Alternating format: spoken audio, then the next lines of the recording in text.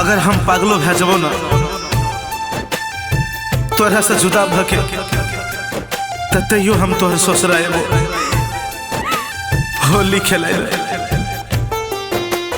क्योंकि होली के दिन बर्दाश्त नहीं हेते।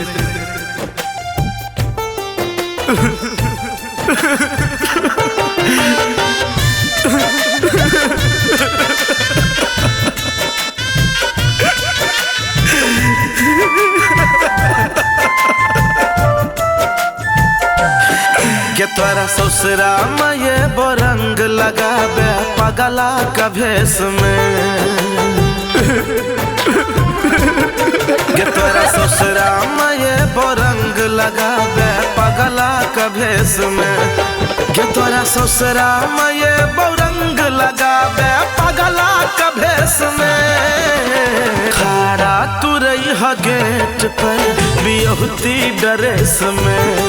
हे गे होली खेलैल ये बो हम तोरा सजना का देश में।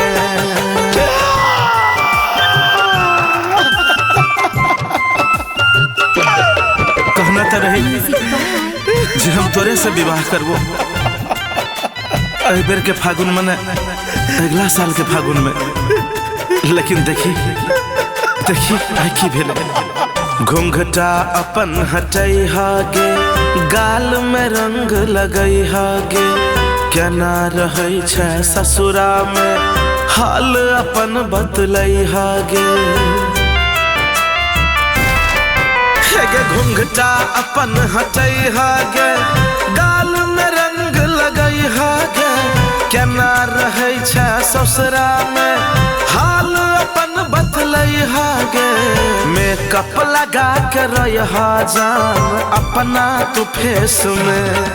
तोरा ससुरा में ये बोरंग लगाबे पगला का भेष में।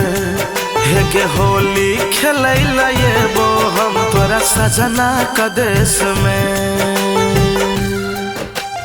हमरा तो डरो लगे छो क्योंकि जब तू हमरा दिल से लगा के धोखा दे दिले तब तो तू अपना ससुरा में हमरा पिटवाइयो सके छी ना।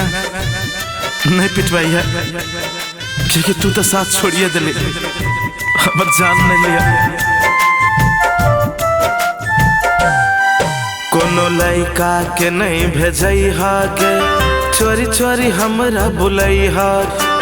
कौशल नबल परवीन से हमरा नहीं पिटवई हागे।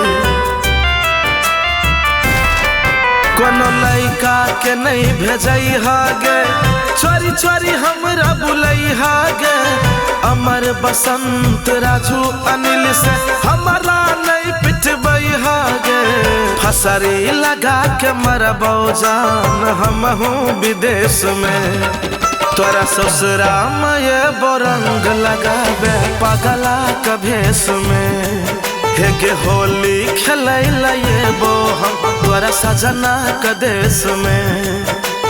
होली के दिन रही तू बियहुती ड्रेस में।